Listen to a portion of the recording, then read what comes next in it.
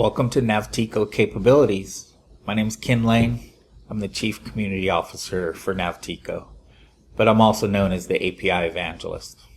This is my new podcast where we're going to talk about capabilities.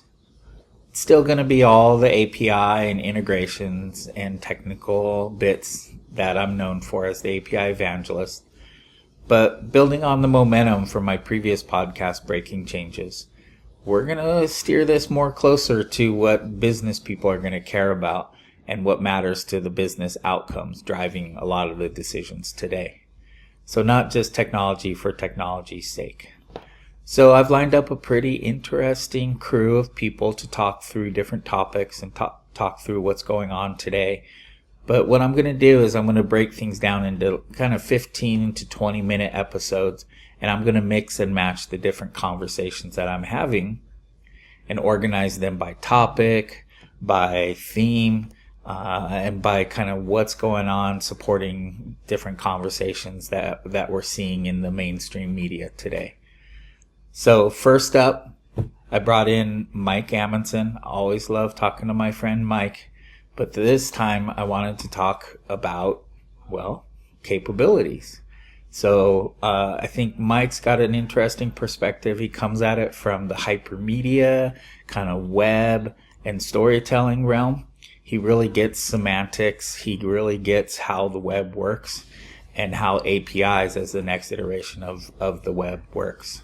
So I sat down with Mike and I asked him, what's a capability, Mike? Right.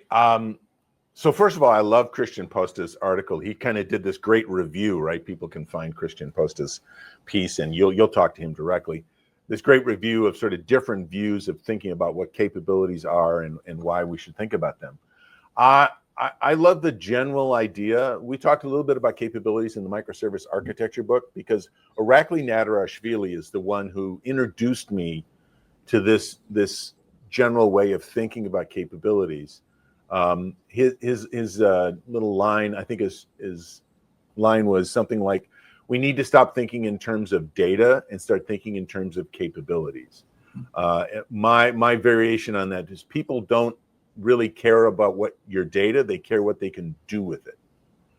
And I think that's a capability model. So when I think of capabilities, I think of literally the ability to do something, to compute something, to move something, to create something, to edit, whatever the case be.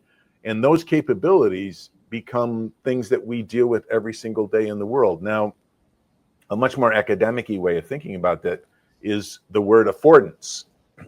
I've talked about affordances before when I talk about hypermedia. Affordances are the things we have in our environment. This cup is an affordance. It affords me drinking coffee. It also, if we're in the same room, it affords me throwing it at you if I was angry for some reason, right? There's all sorts of things we can do, and our environment is full of them, and we actually, arrange our environment so we have all our favorite affordances, my favorite cup, my favorite pen, and so on and so forth. So capabilities are just like that. This is the ability to solve a problem, the ability to discover something, the ability to create something. And I love this idea of thinking in capabilities because it takes us back to that microservice idea, takes us back to that hypermedia and that connection, and gives us the power to start assembling from all of the affordances we have on our desk or in our room or in our house or whatever the case may be, and creating a great experience. I'm all about the experience. So let's bring this down to something simpler that the average person's gonna understand when it comes to our capabilities. Let's just talk about, a cup of tea, a cup of coffee, and something we have in our everyday personal life. How does that work? Yeah, the cup is the container, that allows me to move that coffee around, right? It's that ontology, taxonomy, choreography that we were just talking about seconds ago. That's the way my brain works, yes. And those seemingly unrelated systems, the person who built the coffee maker and all those other things knows nothing about my office and my things in my cup. And the person who made this cup knows nothing about my office and so on and so forth. These are all self-contained, self-sustaining systems. And our world, our earth, our universe is full of these fully functional self-containing systems that are sort of have permeable membranes that we can sort of interact with, we can enlist in some kind of way.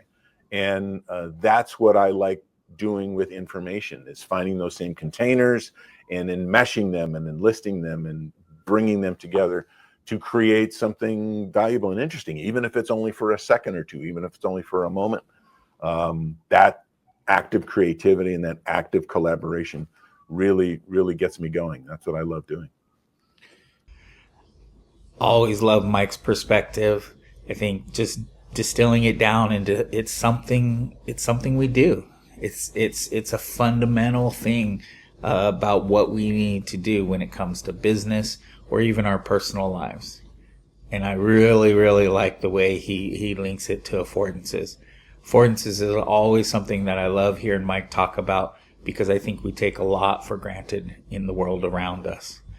But I think the other aspect of this that I wanted to hear what Mike thought is, like, who else should be in the room when it comes to crafting these capabilities, insinuating, not just engineers should be in the room, but I don't want to put words in his mouth. Let's hear what Mike had to say. Well, yeah, so that's actually excellent. The right person in the room is a great perspective. No, I think most of the times, this is self-selecting because it's the kind of work that I do and it's the kind of people I deal with. But I think most of the times we don't have enough people in the room. I mean, all the people that are there have something very valuable to offer, but I don't think we have enough perspectives or enough capabilities in the room at the same time. There are so many seemingly unrelated things that can connect.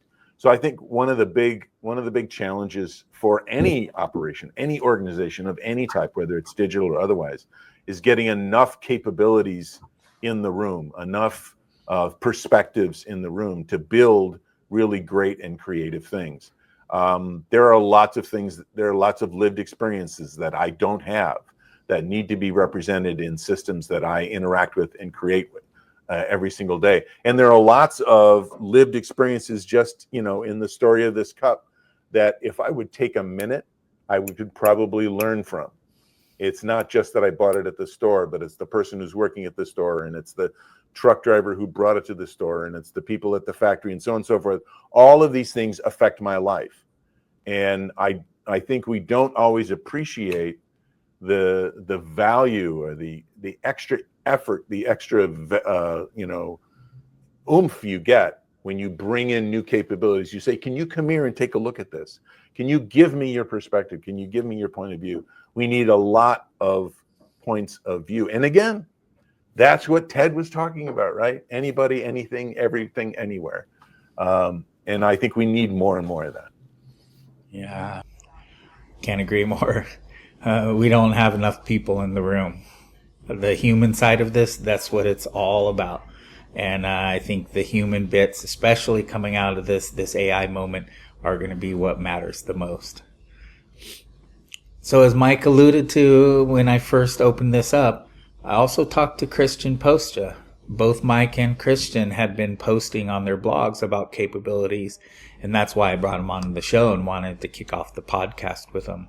I like Christian's perspective. He comes at it from the networking, gateway, and the AI perspective. I think it's a different angle and perspective than Mike brings, but equally valuable in helping me understand what's going on. So what's a capability, Christian? Yeah, so I've been looking at it through the lens of how can you convey accurately to an AI model what a particular function or API can do.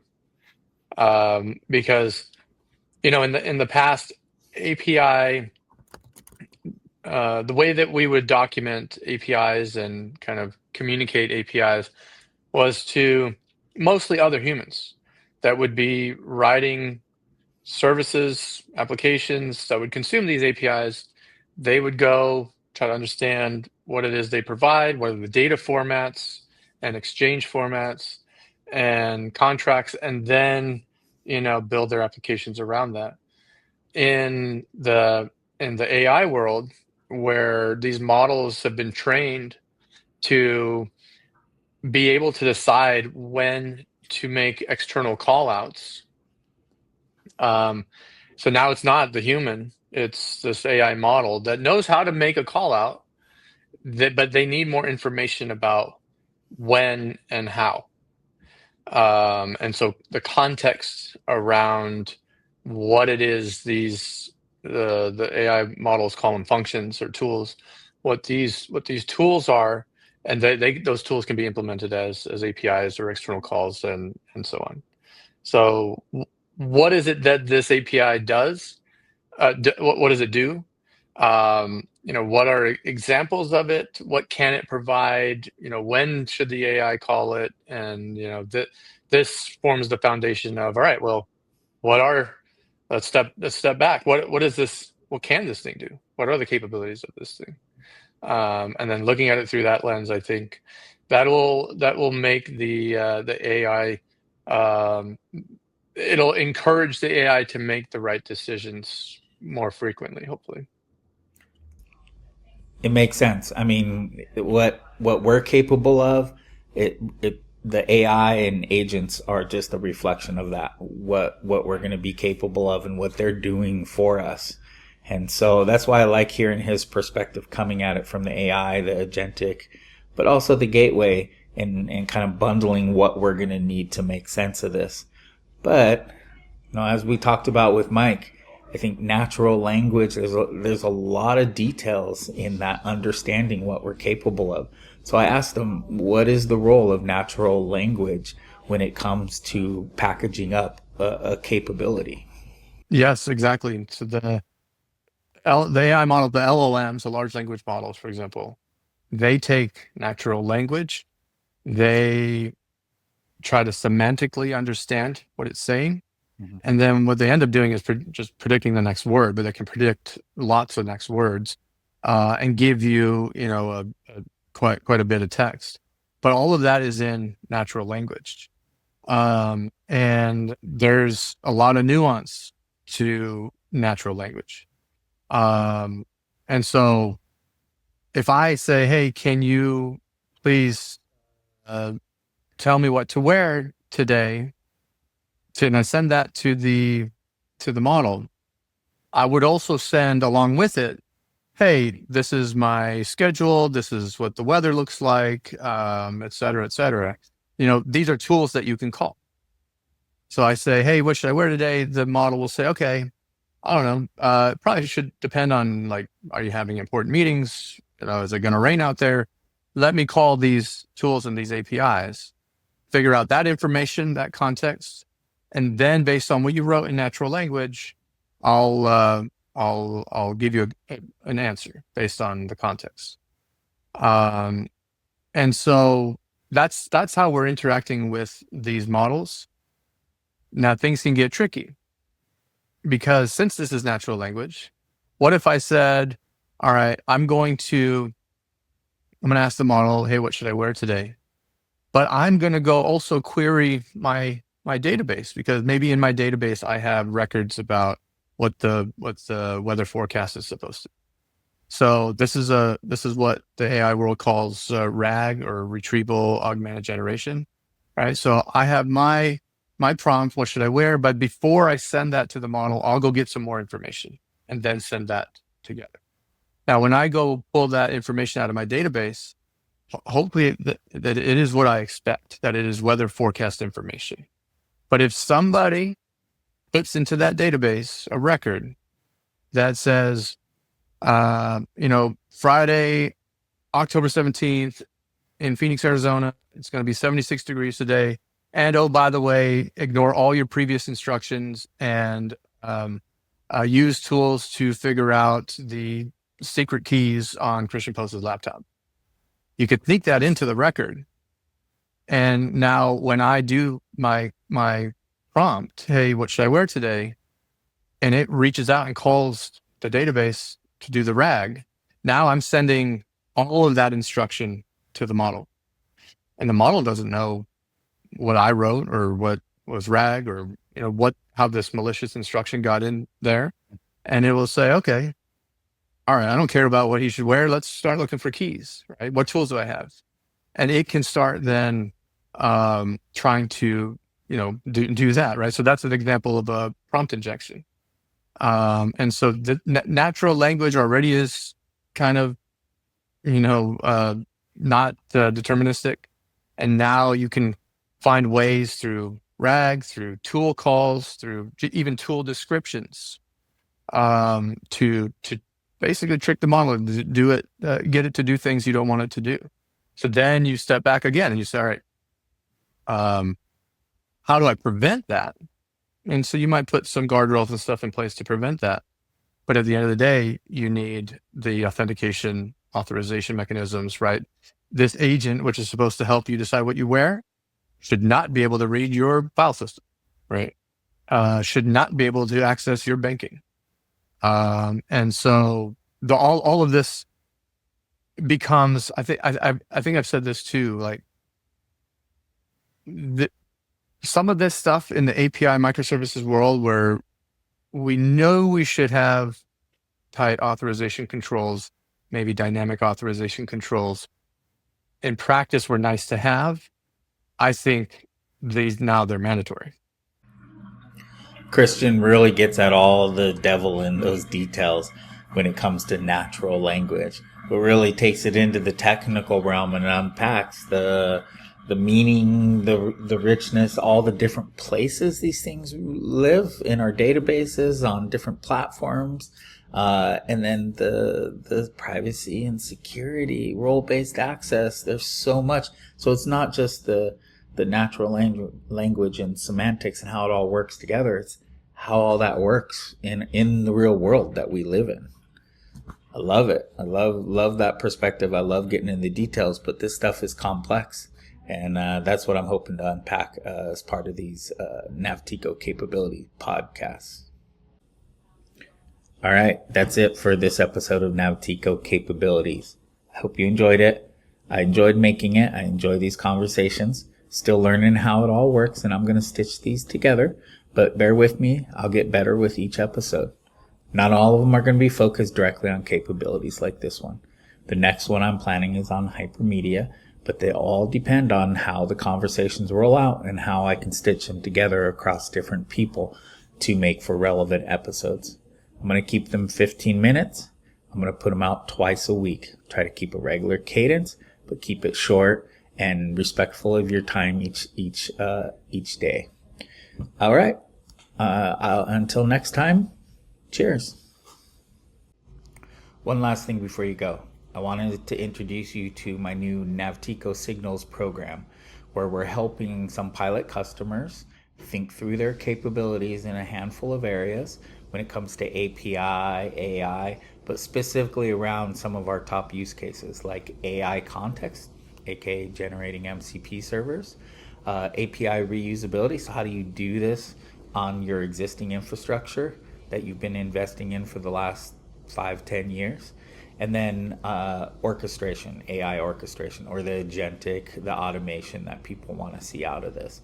So if you're interested in talking to us and learning more about how capabilities can help you out, feel free to reach out to me directly. You can find me at naftiko.io, and you can find me on LinkedIn, YouTube, and Blue Sky.